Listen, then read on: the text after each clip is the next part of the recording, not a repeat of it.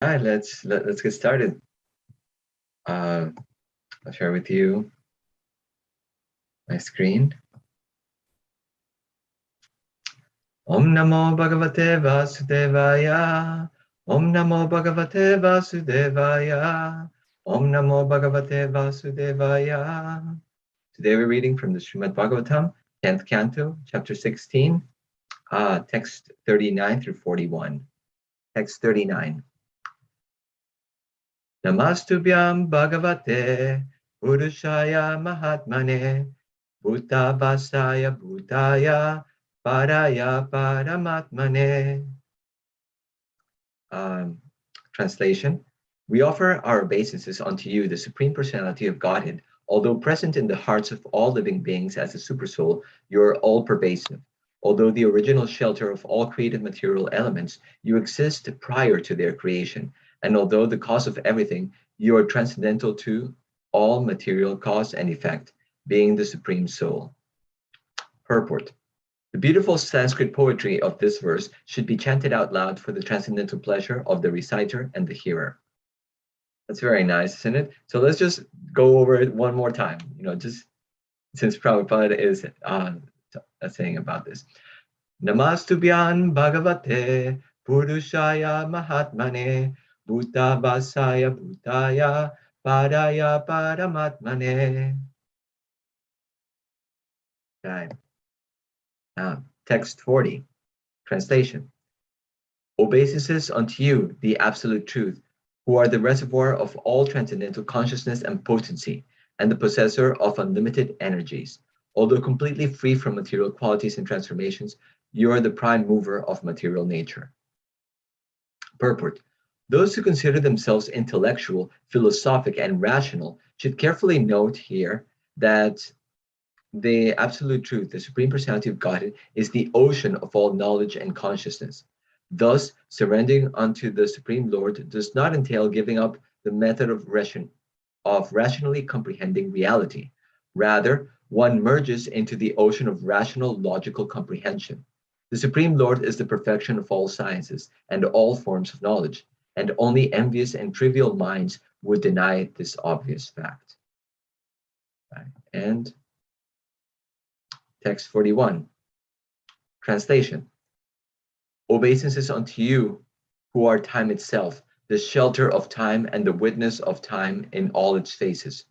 You are the universe and also its separate observer. You're its creator and also the totality of all its causes. Purport. The Supreme Personality of Godhead, although appearing in different incarnations, can never be limited by time, since he is time itself, the shelter of time and the witness of time in all its phases. Amagyanatimirandasya Gyananjana Shalakaya Chakshurun Militam Yena Tasmai Shri Gurave Namaha Shri Chaitanya Manobhishtam Stapitam Yena Bhutale Svayam Rupa Kadamahyam Dadati Svapadantikam Jai Shri Krishna Chaitanya Prabhu Nityananda Shri Advaita Gadadhara Shri Vasadi Gaura Bhakta Vrinda Hare Krishna Krishna Krishna Hare Hare Hare Rama, Rama Rama, Hare Hare. Before beginning, I would like to request all of the assembly devotees to please bless me that I can speak something which is in line with our Guru Parampara, which is beneficial to our lives, and that our hearts become fertile ground for this sublime message to take root on. So today we are hearing about well, first of all, the prayers of that are being given to the Lord, and these are very beautiful prayers. The Bhagavatam is just full of prayers, so that we can learn how to pray to the Lord. In here, especially here in this chapter, it talks about how the wives of Kaliya, they made such beautiful prayers, and Kaliya, because he was, not really a devotee, he was just like becoming a devotee like that. All he could do was just repeat what they were saying, and that is perfect. We should repeat, the words of these wonderful devotees, and just by doing that, our hearts will become cleansed. That transcendental vibration, just repeating it, the songs of Narottam Das Thakur and the songs of Bhaktivinoda Thakur, Srila Prabhupada has said, how important it is for us to sing them and recite them, because the essence of the Vedas are all in them. And especially here, now it's talking about the supremacy of the Lord. It's these prayers always begin is glorifying the Lord. And how do we glorify the Lord? How do we address the Lord? Well, here they're showing us that through an understanding of material nature, you can glorify the Lord, knowing what his position is with respect to material nature. So what one may say, like, oh my God, like why does the Bhagavatam sometimes go into all of these details of the gunas and the creation and the fifth canto and all this, just like so much detail of, well, this is why, because when you are going to offer prayers, you will have something to say about the Lord. Not just like, oh God, you're great, you're nice. It's like, okay, well, what it's like if when you go around and during birthdays, especially around with devotees, and you're going to glorify somebody, right? And it's somebody's turn, and they just say like, oh, so and so is nice, and that's it. Like, yeah, how wonderful is Krishna, right? So what about what about the person? Do you know the person at all? So being able to understand material nature is part of this, is so that you can offer prayers in a meaningful way, like oh yeah, like understanding the position of the Lord, understanding how he is beyond this material world, and how he is controlling everything, and all of these intricate details it's being given here. So for example, here in the text 39, it's talking to us about that although you're present in the hearts of all living beings in the super soul, you're all pervasive. Although the original shelter of all created material elements, you exist prior to their creation. Here we're talking about the Lord. Yeah, when this is what is showing, that this process is not just a sentimental process. We're not just going into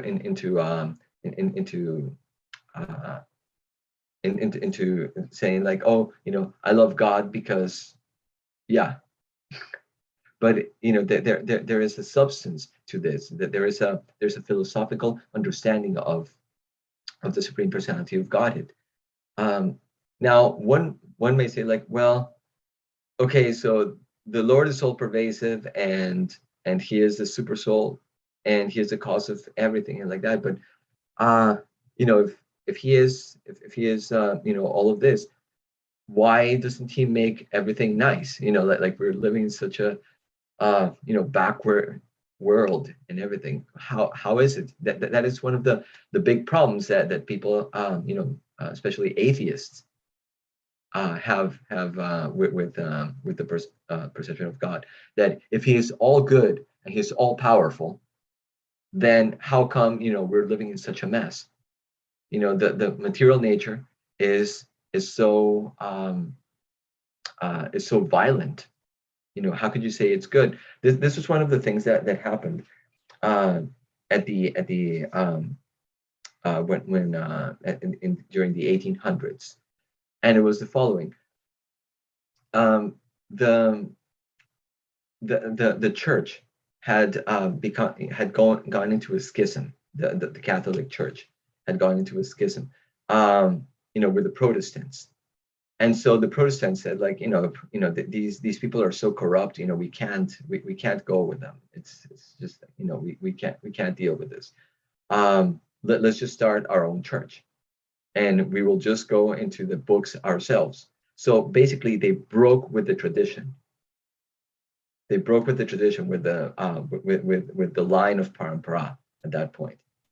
They said, we will be our because these people, they're holding on to the knowledge, all of the books and everything. It was only for the monks who could personally read them. Nobody else had access. Even if you wanted to read the Bible and stuff, it was only in Latin.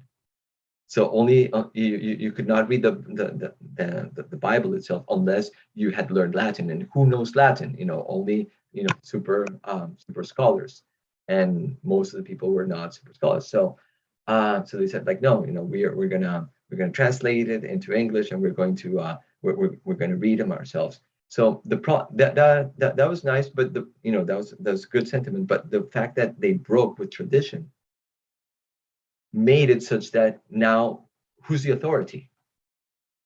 Who's to say what is what is bona fide and what is not bona fide? Now everything is up to anything. Whatever you think the Bible says, that's good. So they had that problem. Like, how are we going to guide people and all that? So the way that they tried to resolve this problem was, well, let's just look at the world around us. Let's use our intellect and to understand this Bible, and we will see, by looking at the world, what reality is. So we can see definitely that it says in the Bible and everything that God is good, God is great, He is so powerful.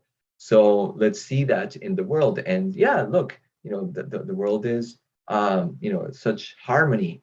The planets, going around, the system, that.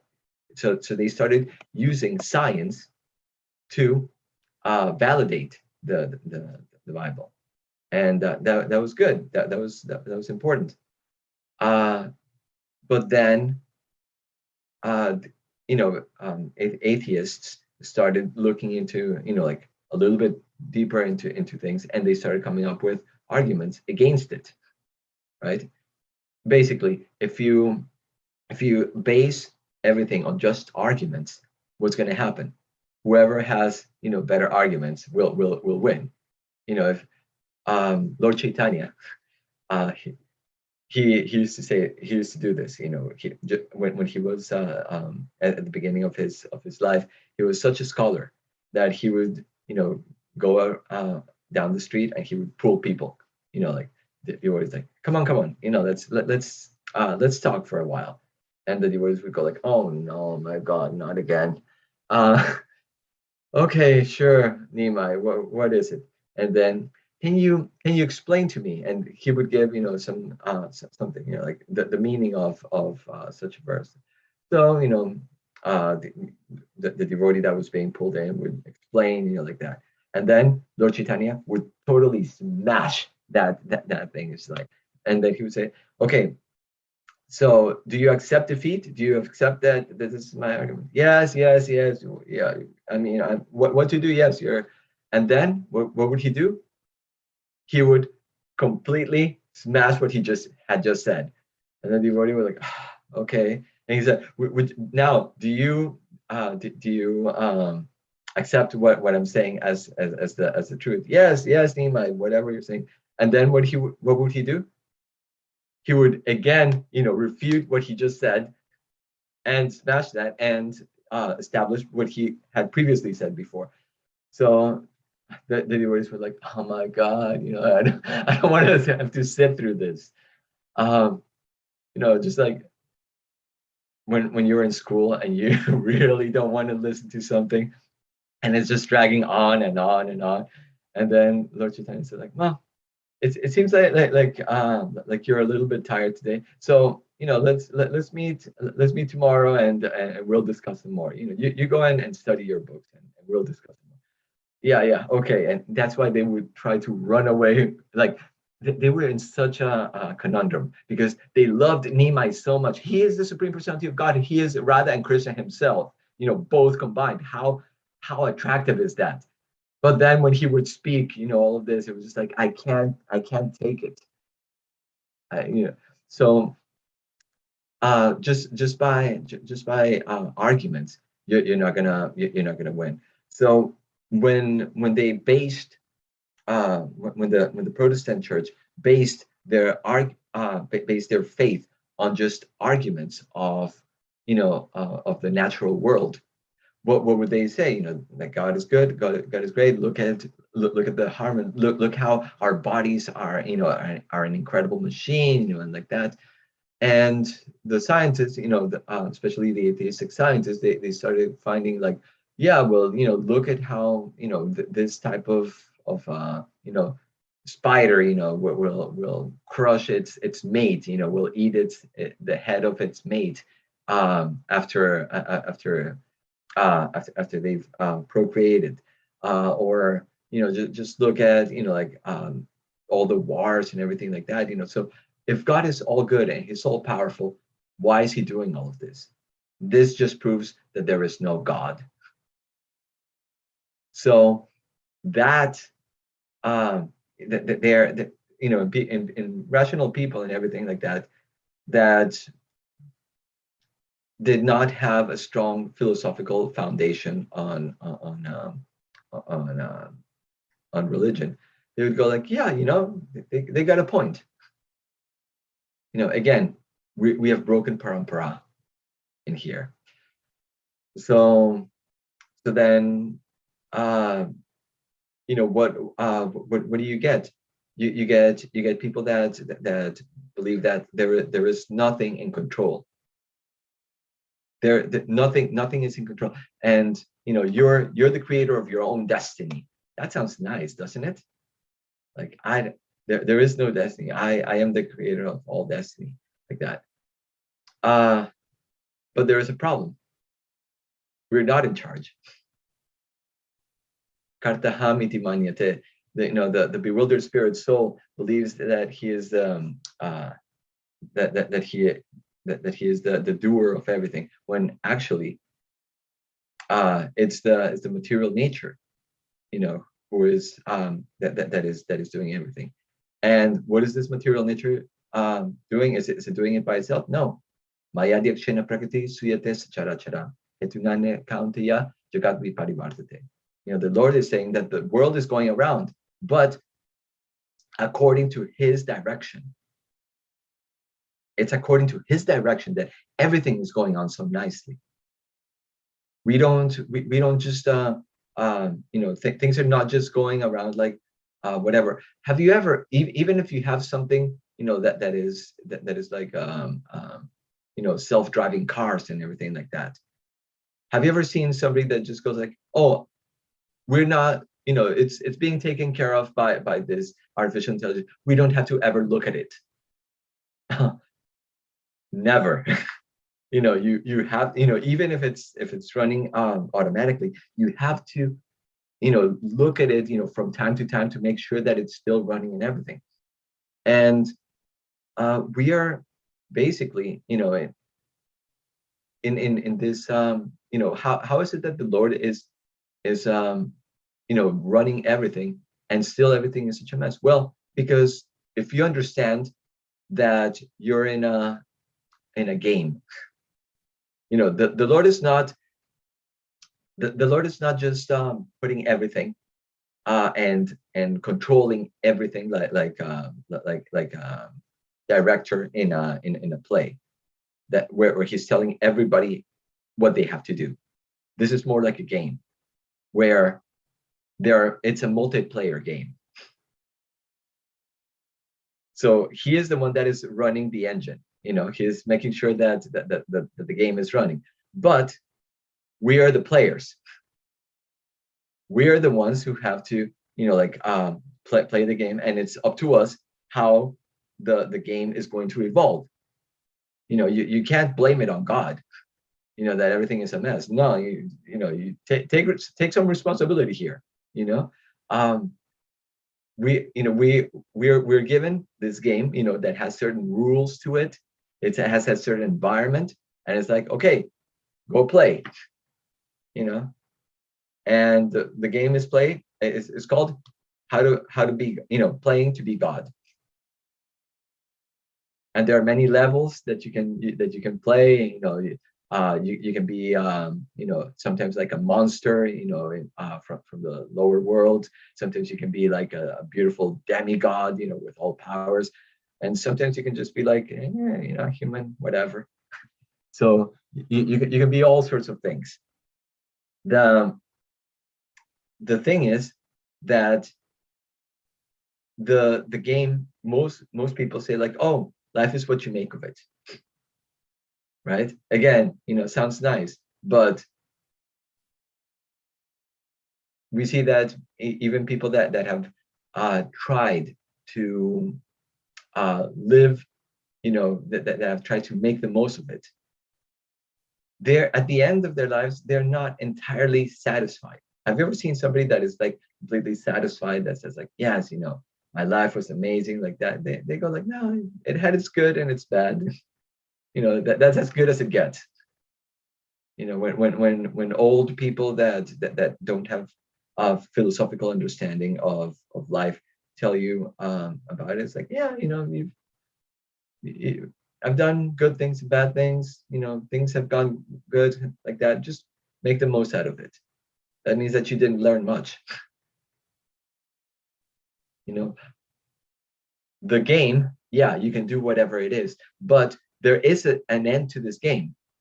There is a goal to the game, and it is given in the Bhagavad Gita in the 13th and 14th chapter. It tells you you're in a prison. It tells you that you're in a prison made by the modes of material nature. And the goal of the game is to escape. This is an escape room, a big escape room. And we have to get out of it. And how do we do that? Well, you can't just try to go out. Tadvidi pranipatina pariprashana sevaya.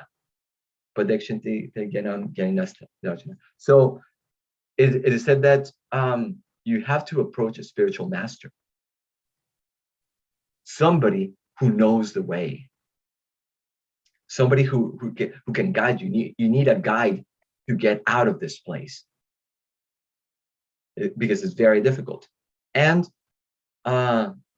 you can't do it just trying to come up, by yourself. You have to surrender unto this person and follow his or her instructions. Now, what do I do? How do I do it? So the spiritual master will give you all of these instructions, such as like follow this diet, try to listen to this, try to not do these things. He will tell you how to start doing, because the whole the point of this game, the way that you're going to get out of it is through intense desire. The intense desire that you have for material nature, you have to redirect it towards Krishna. It is out of the desire to enjoy here that we are here. That is why we're in this point.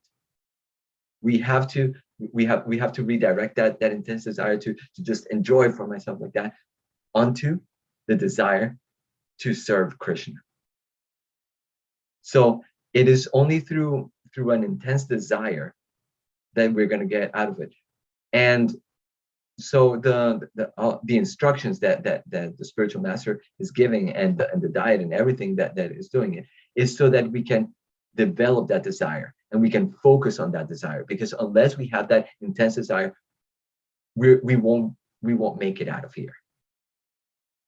So many things. Why are there so many regulations? Oh, why can't I gamble? What's wrong with gambling? It's just having a little fun. Just having a little fun. Well, if you understand that these activities, that the four regulative principles, are big distractors. These are things that take your focus away from that desire that you want. Then you will understand, like, okay, so maybe I should try to leave them, at least gradually, if not completely, as much as you can, so that I can focus my intention, so that I can give myself hold to this thing, because I have to get out of this place, this prison house. If one is not sufficiently convinced about this fact that then anything can pull us in so many different ways. And that's what we see. We see people being pulled in all different ways. Oh, now I like this, now I like that. Have you noticed, especially after becoming a devotee, how difficult sometimes it is to have just normal conversations with people? I don't know if you've had that experience, but I do. Conversations are just so, here and there and everywhere. It's like oh my God, like let's talk about like something, just like they just go everywhere, and now this, and now that, and now that, and now that. It's like there is no focus even to just like normal conversations, unless you're trying to make money or something like that, in which case people become like very, very focused for sense gratification. But other than that, it just goes everywhere. So unless we have this complete focus, we cannot really transcend. Now, let's go a little bit further. It's talking to us here about how Prabhupada says that those who consider themselves intellectual, philosophic, and rational should carefully note here that the absolute truth, the Supreme Personality of God, is the ocean of all knowledge and consciousness. It says that Prabhupada says that the Supreme Lord is the perfection of all sciences and all forms of knowledge, and only the envious and trivial minds would deny this obvious fact. There's a nice quote from Werner Heisenberg. Has anybody heard this name? Unless you're a nerd, you probably might have not heard of it. Like Heisenberg? Yes, we have some nerds in the house. Yes, the Heisenberg principle, which states how that is just like one of the things that he did, but which is famous for, which states how basically the amount of knowledge that you have about one sort, one aspect of something will increase while the other one decreases. The more you know about something, the less you know about another one. Specifically, things like position and velocity. If you know the exact position of a particle, you will know absolutely nothing about it, how fast it is going, and vice versa. Some things that only happen at the quantum level. So, and he did so much more. He is one of the founding fathers. He did so much more. But he says this quote: "The first gulp from the glass of natural sciences will turn you into an atheist, but at the bottom of the glass, God is waiting for you." What a nice quote, isn't it? I'll say it just once again. The first gulp from the glass of natural sciences will turn you into an atheist, but at the bottom of the glass, God is waiting for you. So here's a, a prominent physicist, talking about, God. And yeah, if you, people that really go deep into the sciences, that and who have, some piety in their heart, will actually begin to see God throughout all of this. Because when you get past all of the numbers, all of the theories, you start to see beauty. You start to see harmony. You start to see this amazing, this amazing um, engine of everything. And then you start wondering, how is this so? Where is this coming from? If you're actually philosophical about this, you won't just go like, oh yeah, it's it must have been by chance. You actually wonder, how is it? How is this possible? And then if you're really honest, you have to understand that not nothing ever comes from nothing. Have you ever seen anything coming from nothing? That is the most unphilosophical idea. All of our experience, if you want to be scientific, all of our experience tells us that everything that we see is coming from something.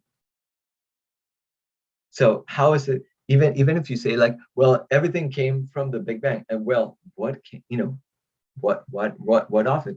Oh, it's because of the laws of quantum mechanics and the quantum field theory and all that stuff. Okay, again, where did that come from? If you just keep going like the little kid, you've seen little kids, right? Probably Andrea, she knows little kids. So and why is that? And why is that? And why is that? And why is that? And and you just keep asking like that, like little kid. Eventually, it goes like, well, and it's because of God. That's you will see that at the end, it's really all because of Krishna. And that is the most perfect knowledge. Last thing here, it in the last verse of today, it says that God is the shelter of time and the witness of time in all phases. And Prabhupada says that that God can never be limited by time. There is such a, according to the if there's so many theories about is God outside of time or is God within time? If God is outside of time, then can he hear the prayers of people in the past and the present and the future? Then why isn't he doing something about it? Like at a specific time.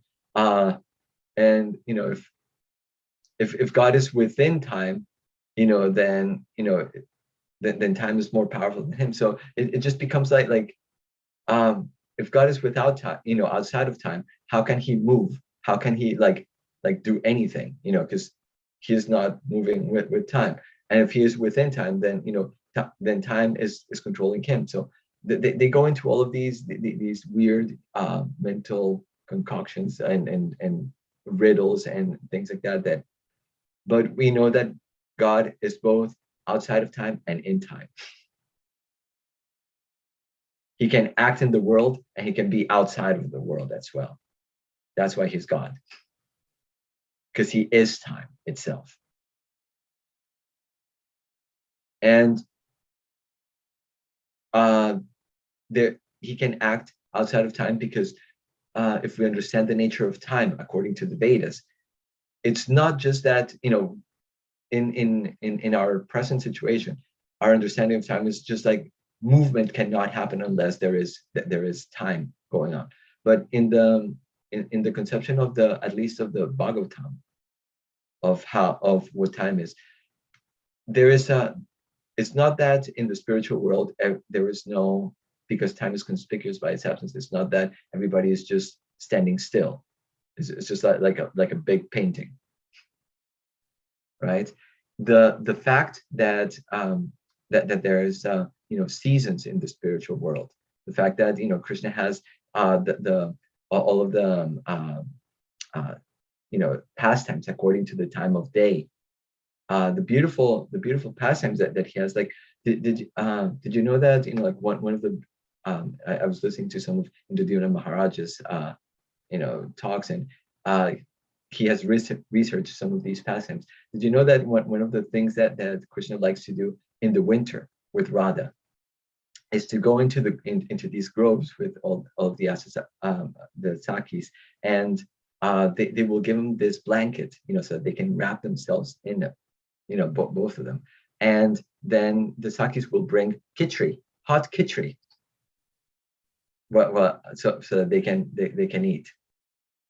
It's like, that is so nice, It's like that's a beautiful winter, Krishna can enjoy winter, and so it's not that in the spiritual world there is nothing going on, that everything is just static. No, everything is ecstatic in the spiritual world, and that is because there is the component that is missing in the spiritual world is this degrading feature of time.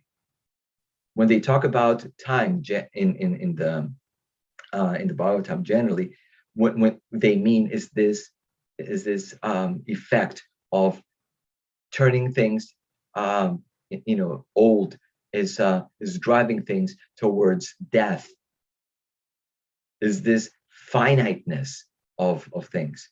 That, yes, entropic time, exactly. It is this thing that just finishes things.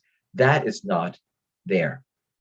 So if you see a town that has not changed much throughout the ages, like the Amish towns, like that, what do you say? It's something like a town where a place that time forgot, right?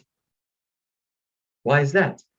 Is it that time is not happening? No, it's happening, but it's going in cycles, and there are cycles, and nothing is dying there. So in the spiritual world, because there is no death, there is no degradation like that, then things you can actually have live out that eternality that we always want in everything, that happily ever after. So this is where where God, he, when we say that he is time, he and we also say that he is death, right? This is what we mean by it. He has that power. He is beyond all of this. So I'm gonna stop here because I'd like to leave a few minutes for questions, discussions, jokes. So thank you very much. Hare Krishna. Thank you, Murli Gopal Prabhu. Beautiful class. When I first met Murli Gopal Prabhu, he was working on the time machine, and then he quit his job because he found out that Krishna is that time machine, right? Well, there was more convincing. Actually, there it was. It is true. That was one of my goals. Trying to build a time machine. But then I heard two things. One was from Hridayananda Das Goswami. He told me, like, first of all, like, you know what? In the Shastras, there are things, where people are going forward in time. But I've never seen anything where people are going back in time. Even Krishna, with all his powers, he never, backtracks in time. He will take a situation where it is at, and he will do something with it. But he never like goes back in time and changes things, even though he is time is himself itself. So that was one thing. I was like, oh, that's interesting. And then like what really like cemented this thing for me was with Radhanath Maharaj. I came to him, just imagine this scene. Hi Maharaj, yeah, like I'm trying to, I'm trying to build a time machine, because whatever great men do, common people follow. So, if people see that I'm a devotee, then they'll want to be a devotee too. Just imagine that, when a sadhu hears something like that. It's like, oh God. Now looking back, it's like, yeah, you were so full of it, right?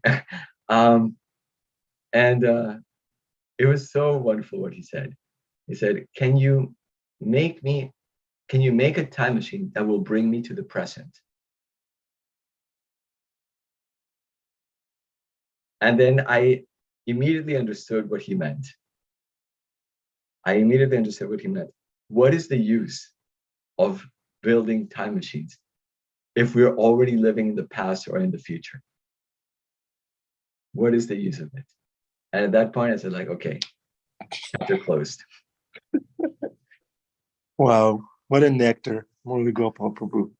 So much nectar. Radhanath Maharaj ki jai. You really nailed it.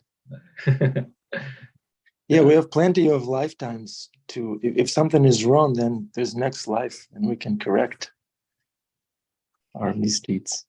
Why go in the past? Yeah, exactly. Okay, questions, corrections, comments, There's a dear question. devotees. And Andrea? There's a question in the chat.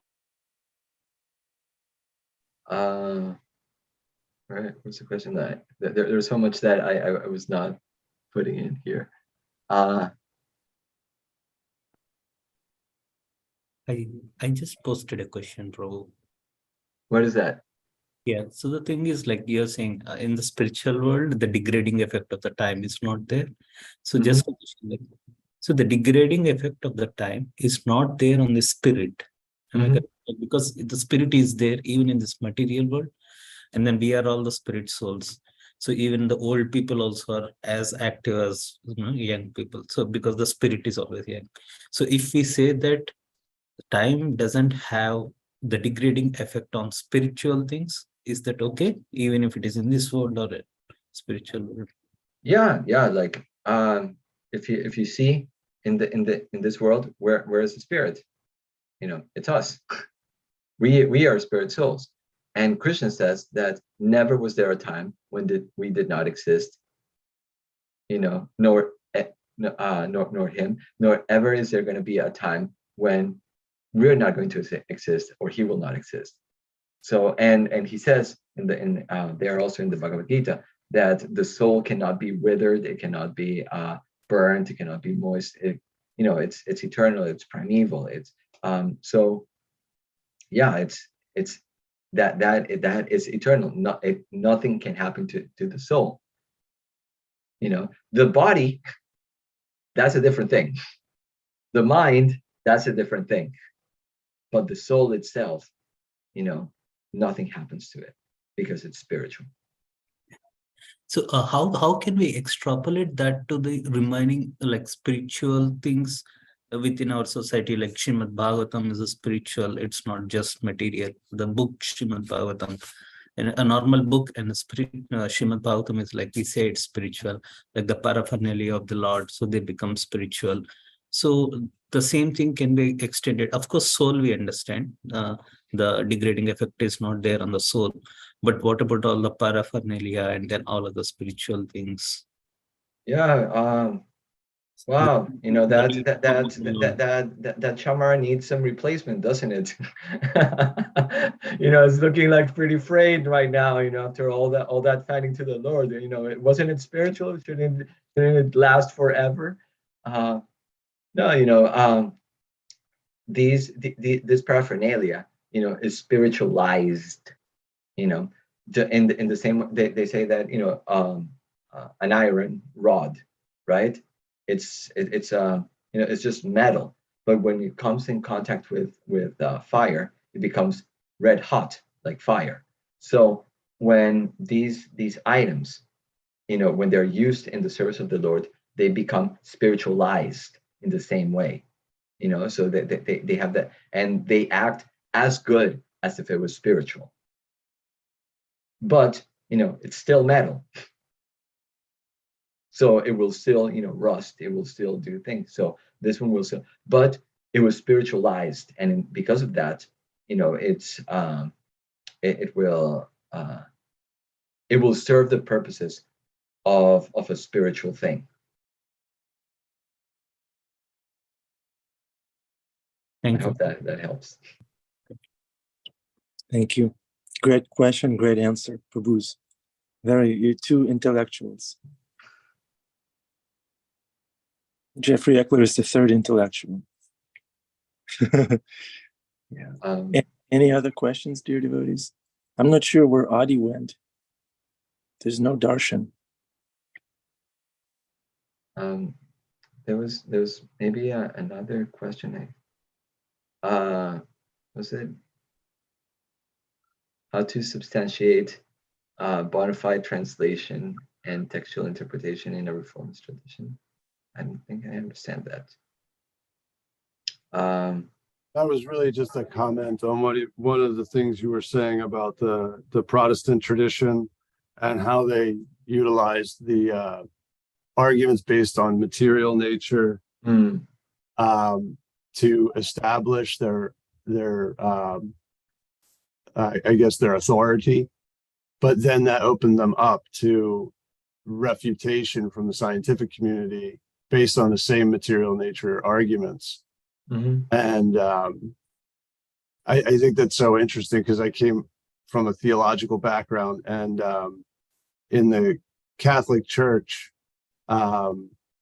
there's still a sense of mysticism and a sense of still the concept of transubstantiation and esoteric reality. And so to bring up the idea that the Protestant church had to establish their authority in the midst of the Enlightenment really is a very interesting point, and historically just a fascinating time, but also its impact on philosophy and theological argumentation is kind of fascinating. So I appreciate you bringing that up, Prabhu. Yeah, and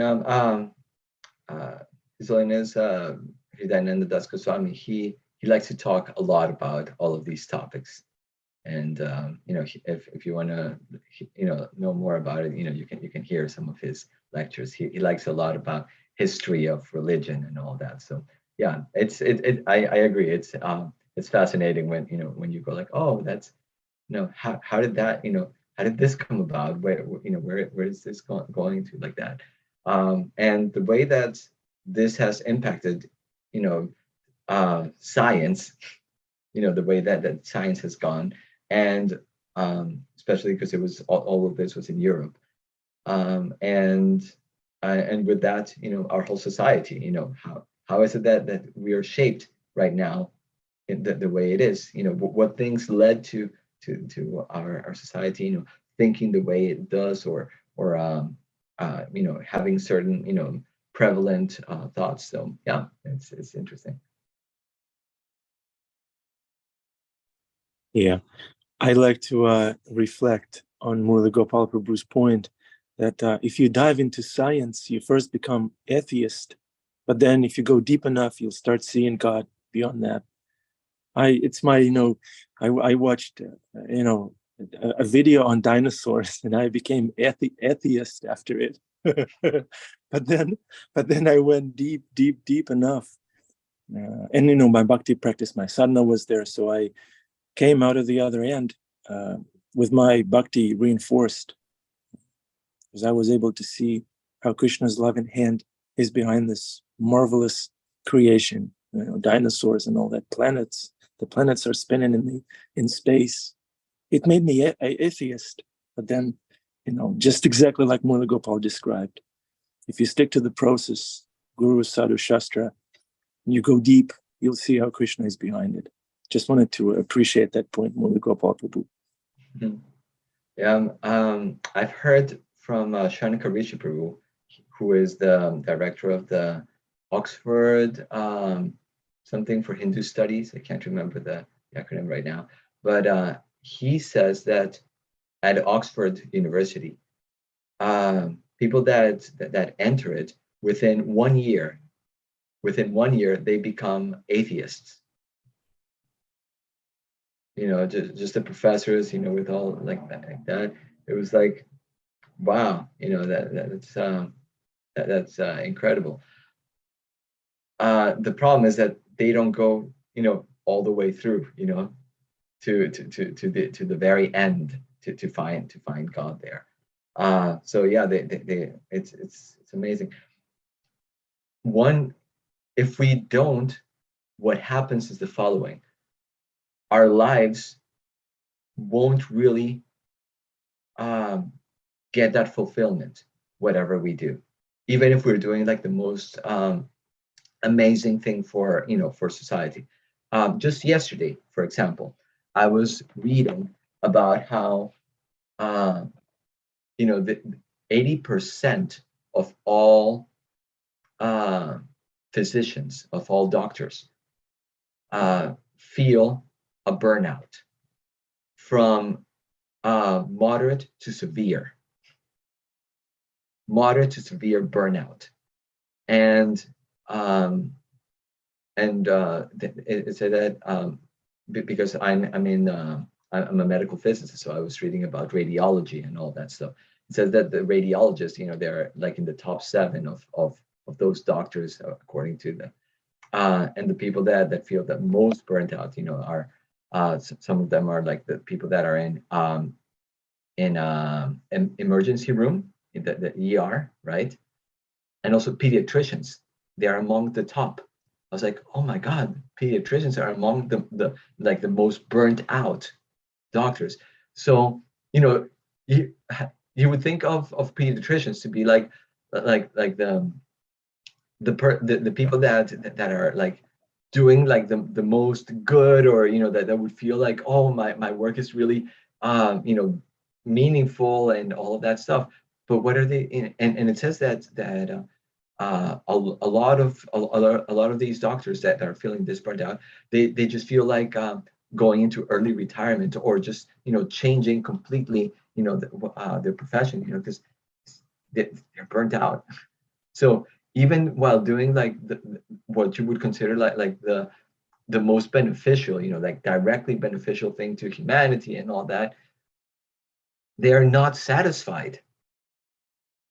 They're not satisfied doing it. So what kind of life are we living? And by the way, like these doctors, they get paid like tons of money, like tons and tons of money. So you can say that they're living in a very good environment, that they don't have financial problems like that, but still they're miserable.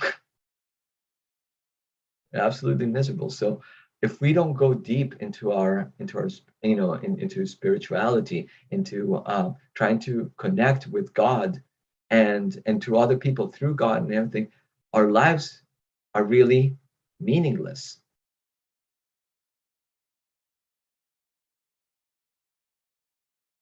Oh yes, BIHS.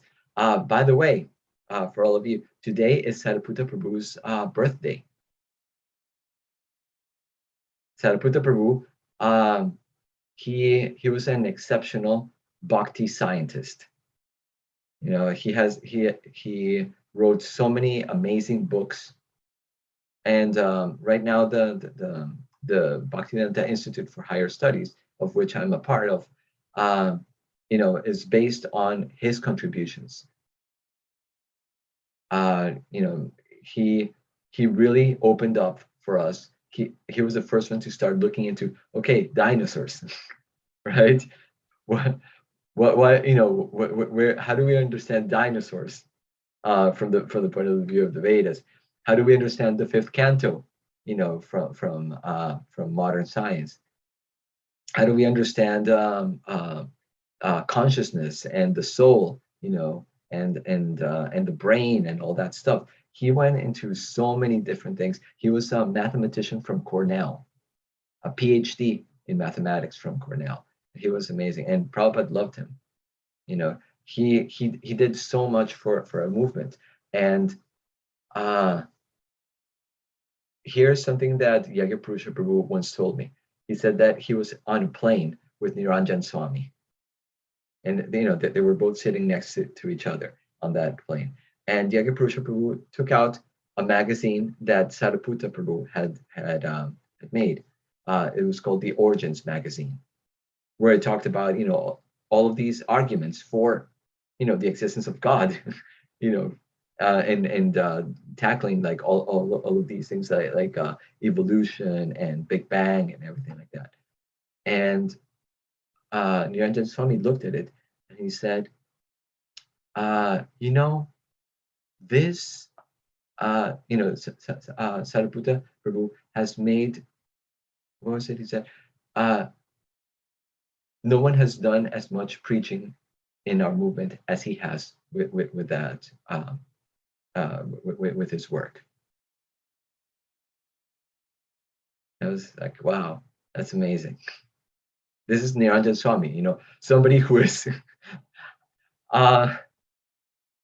who has been preaching to a lot of people, because there are a lot of Russians. He who has seen, like he knows what preaching is, and he is giving credit to Sariputta Prabhu for his preaching, that nobody has done the level of preaching that Sariputta Prabhu has done. So yeah, Jai. Sariputta Prabhu ki jai. He saved a lot of people's faith. Oh yeah, especially a lot of devotees. When the fifth canto came out, a lot of devotees left the movement because it was like, oh my God, what is this? I can't accept this. It's too much. And then Sariputta Prabhu, he showed how it's actually rational and how it connects to modern science. And many devotees stayed in the movement because of him. Yeah. Because they had that rational understanding of the scriptures. Yeah. See, Bhima Prabhu is in the soul, and he's not making any comments because he bypassed the science a long time ago. He's on the irrational end. He's on the devotional, esoteric, mystical end of bhakti. Bhima Prabhu. Good to see you on the call. And William Prabhu, Jeffrey Eckler Prabhu, Andrea and Paul, Yogeshwari, Angel, Suzanne, Dana Kelly Prabhu, Dana Krishna's Radharani, Amita Kishori, Didi, Pink Yogi of Harlem, Susan, Angel, Bhima and Rocky and all these animals. Thank you very much for tuning in. This was a wonderful class, faith-saving class by Murli Gopal Prabhu. Murli Gopal Prabhu, we're wishing you success on your path. Come again tomorrow. Srimad Bhagavatam never ends. And we love you dearly. Thank you very much for being part of this family. Hare Krishna.